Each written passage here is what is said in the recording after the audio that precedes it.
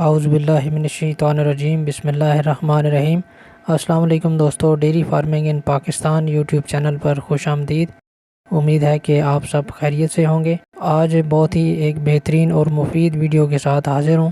اس video میں آپ کو جن جانوروں کی چوائی سخت ہوتی ہے اس حوالے سے 2-3 نسخے اور کچھ ٹپس شیئر کروں گا، جن پر عمل کر کے انشاءاللہ آپ کو اس کے بہت ہی اچھے رزلٹس ملیں گے۔ ویڈیو شروع کرنے سے پہلے اگر آپ ہمارے چینل پر نئے ہیں یا پھر آپ نے ابھی تک ہمارے چینل کو سبسکرائب نہیں کیا تو آپ سے گزارش ہے کہ ہمارے چینل کو سبسکرائب کر لیں اور بیل کے آئیکن کو لازمی پریس کریں تاکہ ہماری آنے والی ہر نئی ویڈیو آپ تک پہنچ سکے۔ اور ویڈیو اچھی لگے تو ویڈیو کو لائک ضرور کر دیا کریں اور کمنٹ میں اپنی قیمتی رائے سے بھی ضرور نوازا کریں۔ تو آئیے چلتے ہیں آج کی اس ویڈیو کی طرف۔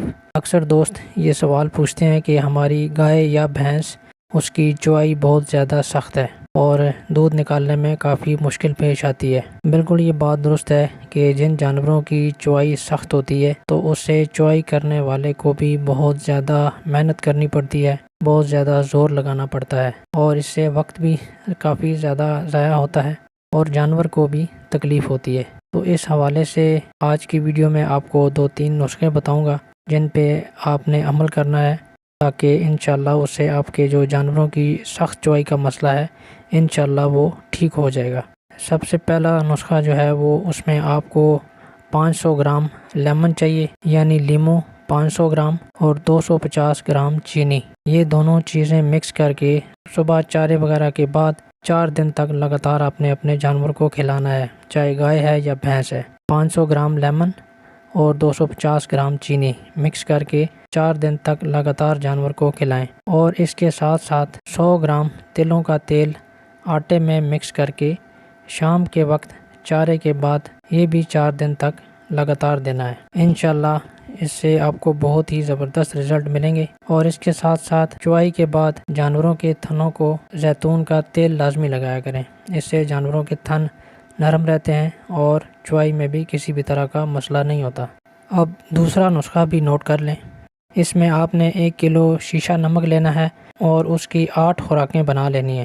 1 کلو شیشہ نمک کی 8 خوراکیں بنا لیں اور اس میں 1 پاؤ مکھن ملا کے جانور کو کھلا دیں اور یہ لگاتار 8 دن تک جانور کو دینا ہے۔ اور یہ جانور کو کب دینا ہے اور کون سے جانور کو دینا ہے اس کے بارے میں بھی آپ کو تفصیلات بتاتے ہیں۔ جانور کو سوئے ہوئے یعنی بچہ دیے ہوئے 1 ماہ کے بعد یا سونے میں جانور کو 1 ماہ رہتا ہو یعنی گبن جانور کو سونے کے 1 ماہ پہلے آپ نے استعمال کروانا ہے۔ اس کے بھی بہت ہی زبردست رزلٹس ہیں اور جانوروں کے تھنوں کے جتنے بھی مسئلے مسائل ہیں وہ بھی ٹھیک ہو جاتے ہیں اور جانور کی چوائی اگر سخت ہو تو وہ چوائی بھی بہت ہی نرم اور بہترین ہو جاتی ہے۔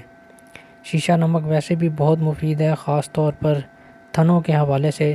دودھ دینے والے جتنے بھی جانور ہیں ان کے تھنوں میں جتنے بھی مسئلے مسائل ہوتے ہیں اس میں شیشہ نمک، ایسے تمام نسخوں میں شیشہ نمک لازمی استعمال ہوتا ہے۔ تو اس نسخے میں آپ نے 1 کلو شیشہ نمک کی 8 خوراکیں بنا لینی ہیں اور 1 پاؤ مکھن میں 1 خوراک رکھ کر دے دینی ہے، یعنی روزانہ 1 پاؤ مکھن اور 1 کلو شیشہ نمک کے جو 8واں حصہ ہے وہ مکس کر کے 8 دن تک لگاتار دینا ہے۔ انشاءاللہ بہت ہی بہترین رزلٹ ملیں گے۔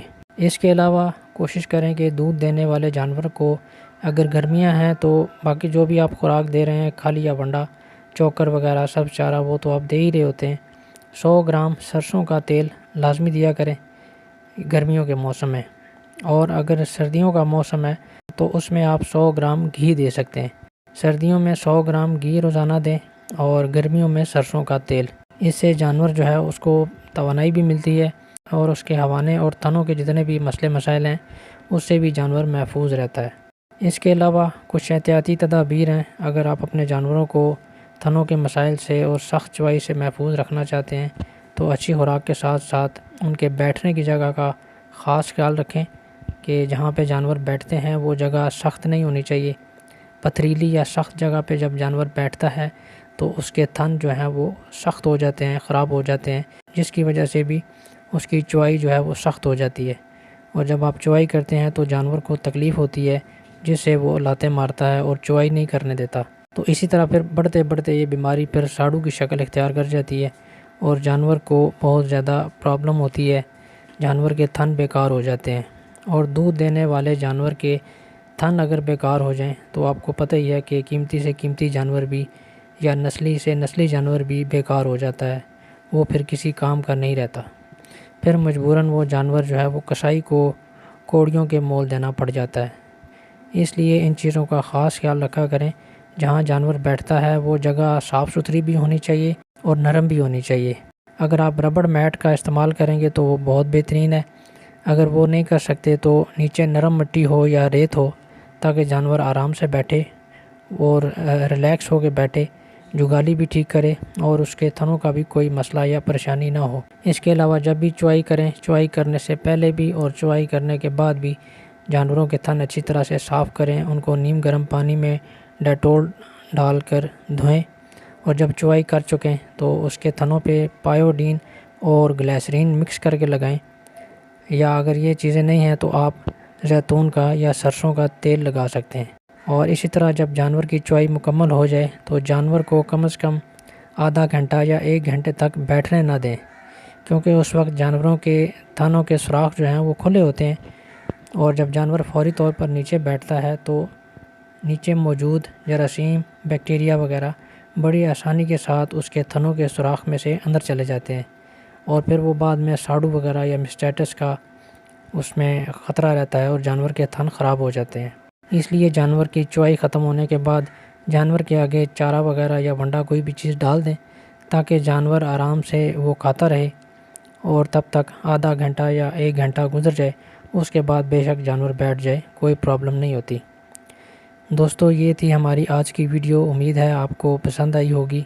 جو بھی آپ کو 2 نسخے بتائے ہیں ان میں سے کوئی بھی آپ استعمال کر سکتے ہیں، انشاءاللہ دونوں کا رزلٹ بہت بہترین اور بہت شاندار ہے، اور انشاءاللہ امید ہے کہ آپ کو یہ ویڈیو پسند آئی ہوگی۔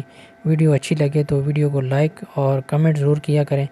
انشاءاللہ بہت جلد کسی نئی ویڈیو کے ساتھ آپ کی خدمت میں حاضر ہوں گے، تب تک اپنا بہت خیال رکھیے گا، دعاؤں میں یاد رکھیے گا۔ اللہ حافظ۔